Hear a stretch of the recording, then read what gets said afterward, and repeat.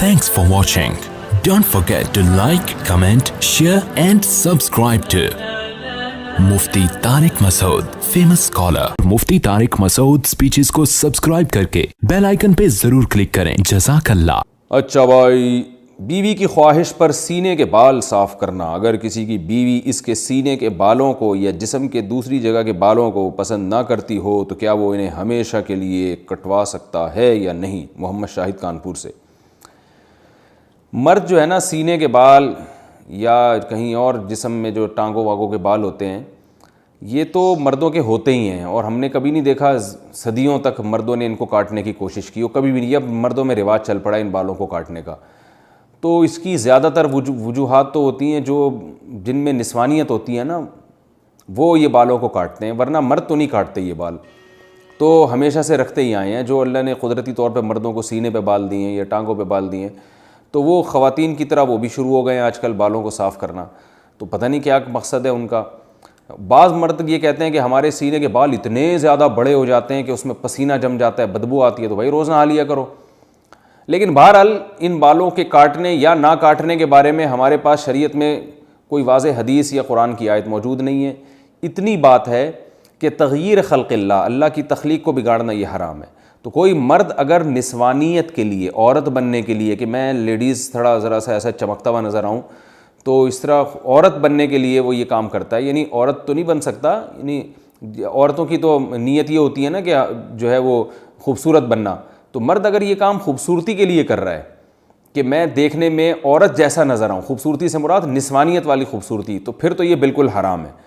लेकिन अगर उसकी कोई और मसलत है, जैसे बॉडी बिल्डर वो इसलिए करते हैं, उनको मुकाबले में अपने कट्स वट्स दिखाने होते हैं, हमें तो ये काम भी बड़ा बेहुदा सा लगता है.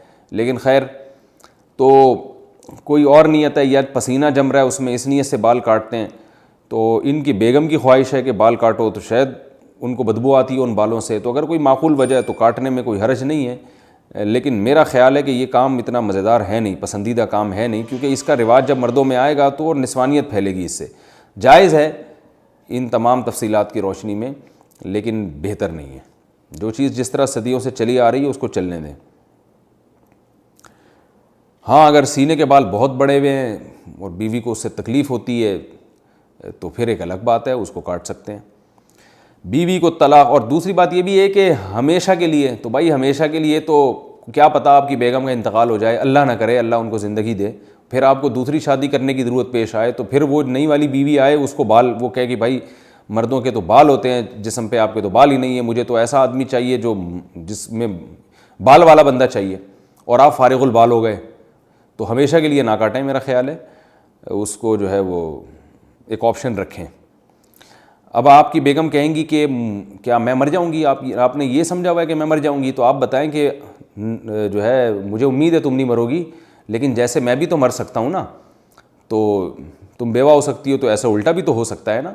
तो आप उनसे कहें कि 50% मेरे मरने के इम्कान है, 50% तुम्हारे मरने के. बल्कि और एहतियात में यूँ कहें कि बेगम 75% मेरे मरने के इम्कान है, क्योंकि मैंने ज़्यादातर औरतें बेवा होते देखी हैं, मर्दों की बीवियाँ की रिपोर्ट मरने की ज़रा कमी है. तो आप कहें कि 75% मेरे मरने का इम्कान है, 25% तुम्हारा इम्कान है. बल्कि यूँ और एहतियात कर लें कि 75% मेरे मरने का इम्कान है, 24% तुम्हारे मरने का इम्कान है, और 1% हम दोनों के इकट्ठे मरने का इम्कान है, कि 1% इस बात का इम्कान है कि इकट्ठे ही मर जाएं. तो अब वो उस 24% की वजह से मैं एहतियात कर रहा हूँ कि भाई हमेशा के लिए ना निकालूँ. Thanks for watching. Don't forget to like, comment, share and subscribe to Mufti Tariq Masood Speeches channel.